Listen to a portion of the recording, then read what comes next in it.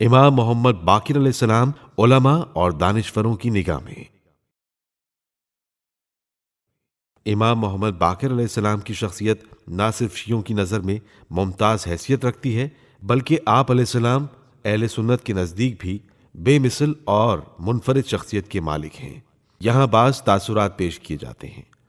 شیخ مفید امام حسن و امام حسین علیہ السلام کے فرزندوں میں سے امام باقر علیہ السلام کے علاوہ کسی اور کے زمانے میں دین، سابقہ امتوں کے حالات، پیغمبر اکرم صلی اللہ علیہ وآلہ وسلم کے فرامین، قرآن، تاریخ اور ادبیات نے نہ تو اتنی نشو و نما پائی اور نہ ہی اتنے عام ہوئے۔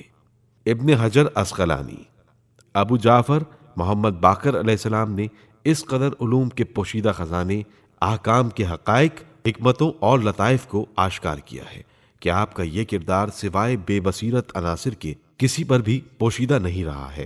اسی بنا پر آپ علیہ السلام کو باقر العلم کہا جاتا ہے، علوم کو جمع کرنے والا اور علم و دانش کا پرچم بلند کرنے والا۔ آپ نے اپنی عمر اطاعت پروردگار میں گزاری اور عارفین کے مقامات و مراتب میں اس مقام پر فائز ہوئے جس کی توصیف سے بولنے والوں کی زبان قاصر ہے۔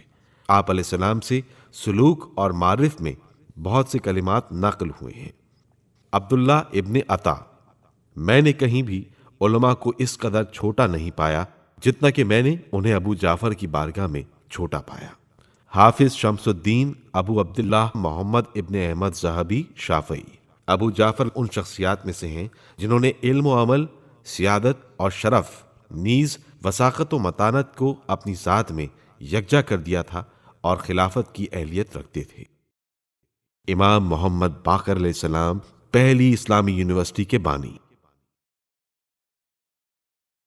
حضرت امام محمد باقر علیہ السلام کا دور امویوں اور عباسیوں کے سیاسی اختلافات اور اسلام کے مختلف فرقوں میں تقسیم ہونے کے زمانے سے قریب قریب کا دور تھا، جس میں مادی اور یونانی فلسفہ اسلامی ملکوں میں داخل ہوا، جس سے ایک علمی تحریک وجود میں آئی، جس تحریک کی بنیاد مستحکم اصولوں پر استوار تھی۔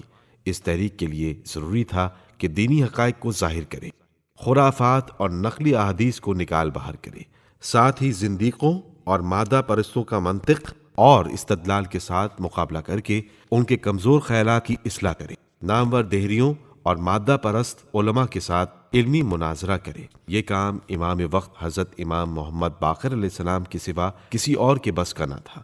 آپ علیہ السلام نے حقیقی عقائد اسلامی کی تشہیر کی راہ میں علم کے دریچوں اور دروازوں کو کھول دیا، اور اس علمی تحریک کو پہلی اسلامی یونیورسٹی کے قیام کے طور پر دیکھا جاتا ہے۔ ابن عباد حنبلی کہتے ہیں ابو جعفر محمد علیہ السلام مدینے کے فقہا میں سے ہیں۔ آپ علیہ السلام کو باقر کہا جاتا ہے اس لیے کہ آپ علیہ السلام نے علم کو شگافتہ کیا اور اس کی حقیقت اور جوہر کو پہچانا ہے۔ محمد ابن طلحہ شافعی کہتے ہیں محمد ابن علی علیہ السلام دانش کو شگافتہ کرنے والے اور تمام علوم کے جامع ہیں۔ آپ علیہ السلام کی حکمت آشکار اور علم آپ کے ذریعے سربلند ہے۔ آپ علیہ السلام کے سرچشمہ وجود سے دانش عطا کرنے والا دریا پر ہے۔ آپ کی حکمت کے لال و گوہر زیبا و دل پذیر ہیں۔ آپ علیہ السلام کا دل صاف اور عمل پاکیزہ ہے۔ آپ مطمئن روح اور نیک اخلاق کے مالک ہیں۔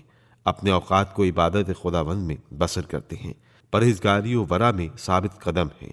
بارگاہ پروردگار میں مقرب اور برگزیدہ ہونے کی علامت آپ علیہ السلام کی پیشانی سے آشکار ہے۔ آپ علیہ السلام کے حضور میں مناقب و فضائل ایک دوسرے پر سبقت حاصل کرنا چاہتے ہیں۔